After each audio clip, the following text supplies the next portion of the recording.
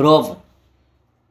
نفس المسرحية بتاعت السنة اللي فاتت بالظبط، هي تبكي، كأننا بنتفرج على المسرحية بتاعت السنة اللي فاتت بالظبط. انا قلت لكم امبارح في الفيديو الاهلي والزمالك في النهائي، وسبحان الله الواحد برضو الحمد لله خبرته مش قليلة يعني.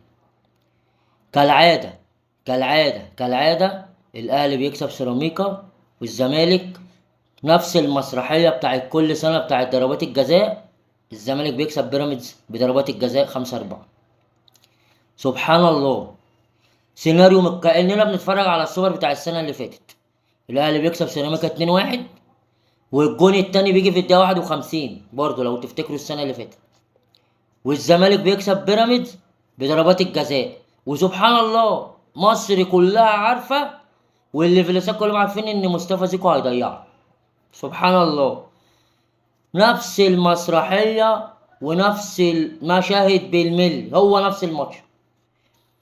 انا بالنسبة لي كنت اتمنى ان أنا العب الزمالك بصراحة، عشان انا بحب ادي الزمالك على عينه يعني، زي السنة اللي فاتت يعني. لو المسرحية كملت زي السنة اللي فاتت احنا كده تمام. ان شاء الله باذن الله تعالى يوم الاحد الاهلي والزمالك في نهائي السوبر، ان شاء الله ربنا يكرمنا ونكسب الزمالك باذن الله، بس يا ريت بقى ما يبقاش ايه ضربات جزاء يعني. يعني ربنا يكرمنا كده ونكسب في الماتش. انا اعتقد ان احنا هنكسب في الماتش باذن الله تعالى يعني. على المستوى اللي انا شفته النهارده ده من الزمالك، وعلى مستوى يعني الحمد لله على ماتش الاهلي هيكسب في الماتش. سبحان الله، يعني الواحد قاعد اساسا كانه بيتفرج على الصور بتاع السنه اللي فاتت. يا سبحان الله، سبحان الله.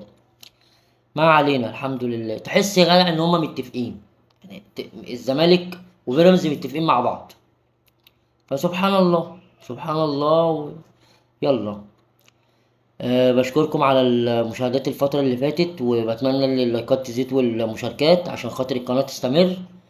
وبشكركم، وان شاء الله نتقابل يوم الاحد بعد ماتش السوبر والاهلي، ان شاء الله نحتفل مع بعضنا بكاس السوبر. السلام عليكم.